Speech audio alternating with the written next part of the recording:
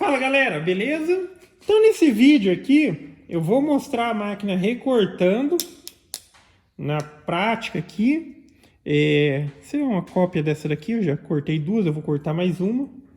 Eu vou colocar para recortar primeiro e aí depois a gente conversa a respeito desse assunto. A princípio fica um convite para quem quiser participar do grupo que eu criei no Facebook, que é o grupo CNC em Ação, que é voltado para assuntos relacionados a CNC Router de uma maneira geral, programação, construção.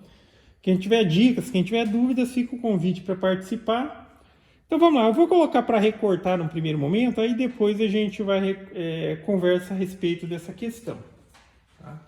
Então eu tenho aqui uma fresinha de 1 milímetro. Aqui, 1 milímetro. A máquina ela vai trabalhar com 1.200 de avanço. Vai ser passe único num MDF de 3 milímetros. Esse daqui é um MDF 3 milímetros e um lado é revestido. Um lado revestido e o outro não. Eu vou colocar para recortar e depois a gente conversa a respeito dessa questão. Deixa eu só zerar ela para lá.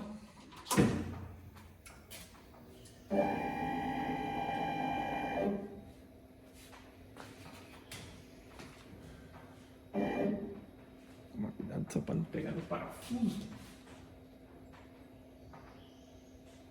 E vamos lá. A rotação do spindle está a 16.000 RPM.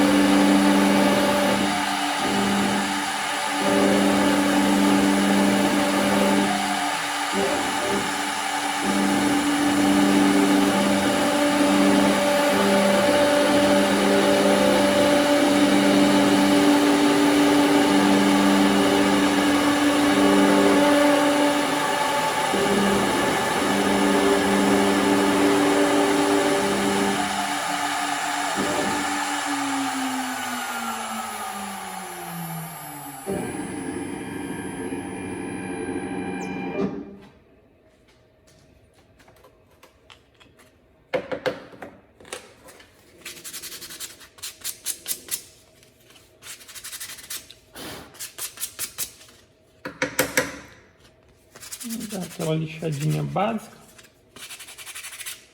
Esse revestimento que tem nesse MDF de 3 milímetros aqui, tá mais para um papel do que para um laminado ou qualquer coisa do tipo.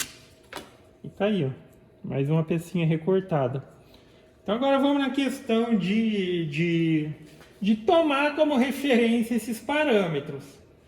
Cara, tem que entender o seguinte: para que a máquina ela consiga trabalhar com uma fresinha dessa, numa velocidade dessa, que eu considero uma velocidade excelente, ainda mais quando a gente está falando de um passe único, tem que ter uma combinação de fatores, tá ok? E um deles que é muito importante é o travamento do equipamento.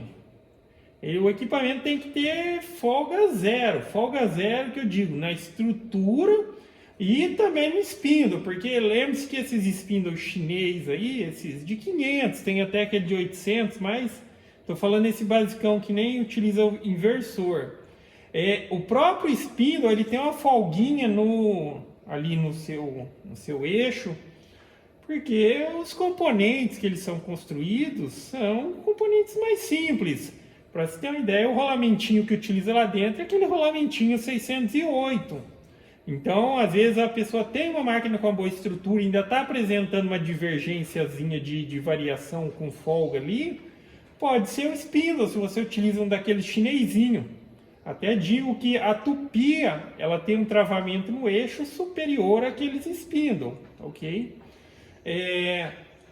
Mas enfim, para fazer uso desse recurso dessas frezinhas numa CNC Router, precisa ter a combinação de todos esses fatores.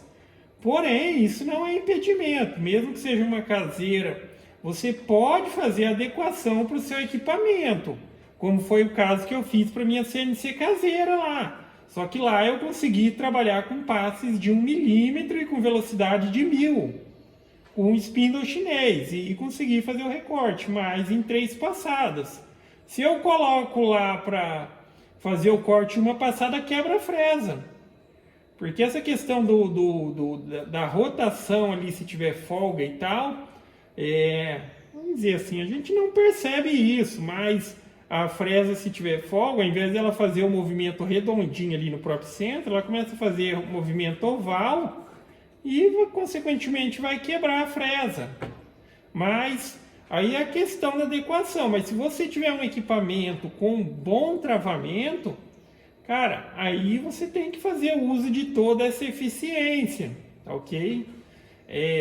Não tem para onde correr. Se quiser fazer uso dessas frezinhas, principalmente para quem trabalha com peça decorativa, essas coisas, e quiser um nível de detalhamento sem questionamento, cara, essa é a frezinha. Para MDF de 3 milímetros, o nível de detalhamento que se consegue, porque assim, a fresa, ela também está ligada diretamente, obviamente, à qualidade ou do resultado final. Porque se é uma frezinha mais fina e tem um cantinho ali, ela vai conseguir entrar ali. Quando o desenho é um local fininho, mas a fresa ela já é um pouco mais grossa, ela ignora, ela não vai até lá o limite. Ok? Mas tá aí, ó. E fica essa referência. Dá para usar? Dá. Se for um equipamento bom, você vai conseguir trabalhar até mesmo com um passe único. Se não for um equipamento com um travamento tão bom, aí você tem que fazer adequação. E já fica a notícia não boa que vai acabar quebrando algumas fresas durante esses testes. Nos testes que eu fiz para tentar descobrir a velocidade lá, não foi tipo só escolher uma velocidade e tentar, porque senão assim eu quebraria todas as fresas que eu comprei se eu não desse a sorte de acertar um parâmetro ideal. Só que lá eu fiz testes tipo o seguinte, eu coloquei uma travinha e coloquei o material lá e entrei com a fresa 1 milímetro no material e em vez de movimentar o spindle, eu movimentava o material com o spindle parada em determinada rotação, já que lá é só naquele controle do ajuste lá. E movimentava o material para ter uma percepção se ficava mais pesado ou mais leve enquanto eu estava puxando ele. Aí cheguei à conclusão que a rotação do spindle, aquele chinês lá, tem que ser os 12.000 mesmo. E também eu tinha que ter uma outra percepção de que velocidade mais ou menos eu estava movimentando essa peça. Aí eu comecei a fazer os testes no programa. Comecei com 1 milímetro, depois chegou até 1,5 milímetro, mas é aquela questão de trabalhar com uma margem de segurança. E lá eu consegui trabalhar com 1000 de avanço, velocidade do spindle de 12.000, que seria o limite dele, porém com passes de 1 em 1 milímetro. 1 em 1 milímetro. E aqui eu consigo fazer o recorte com apenas uma passada, ok? Então acho que basicamente é isso. Às vezes a pessoa pensa que um equipamento mais robusto é só na questão de trabalhar digamos, com peças, trabalhos maiores ou recortes maiores, mas também tem uma influência direta com uma coisa que seria muito mais delicada, que é o caso de utilizar uma fresinha fina como essa. Para melhorar também questão de definição, obviamente, quando a gente trabalha com madeira, tem que trabalhar com um pouco mais de calma. Não é a questão já do equipamento, a questão é que é a mesma coisa se você vem com um carro muito rápido numa curva e vira, ele vai capotar. Se você estabelece para a máquina uma velocidade muito alta e tem vamos dizer assim, uma virada seca, por assim dizer, ela vai obedecer à velocidade. Se não tiver nenhuma limitação na questão da maneira como ela vai trabalhar, ela vai virar rápido ali. Essa virada rápida, às vezes é a questão da onde deveria ficar um campo retinho, ficar arredondado, porque ela manteve a velocidade, então não tinha como obedecer aquele parâmetro. Mas enfim, aí já é assunto de outros vídeos, que é a questão da velocidade constante ou parada exata. Mas basicamente é isso, galera. Então agora eu vou colocar mais uma, para recortar mais uma aqui.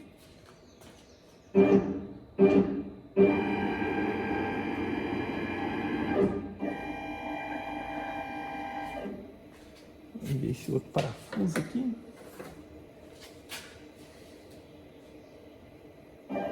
E outra coisa também, tá? Aqui eu acho que eu nem encontrei para comprar, mas as frezinhas hoje em dia, cara, é muito fácil comprar direto da China e pagar um preço bem mais acessível.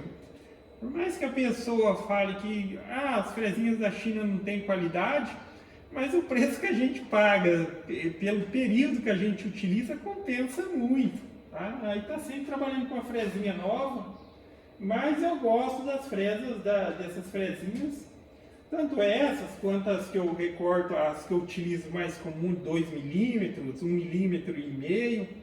Cara, eu gosto de todas elas sem problema algum, não tenho o que reclamar. E vamos lá.